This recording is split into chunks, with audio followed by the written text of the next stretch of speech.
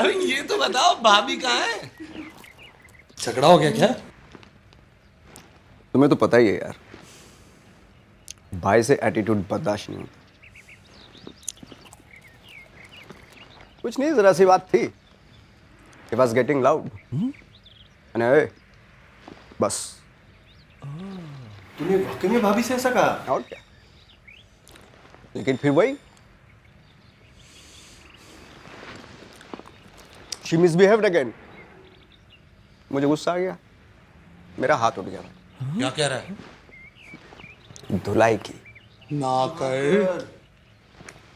भाभी सलाम अलैकुम।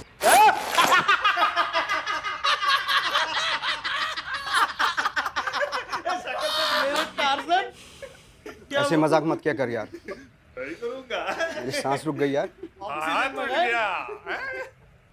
अब इस धुलाई को कौन मानेगा? अगर बेहतरीन धुलाई चाहिए तो ले आएं केनवुड की वॉशिंग मशीन, जो अपनी जदीद टेक्नोलॉजी के साथ करे आपके कपड़ों की वो धुलाई जो सब माने।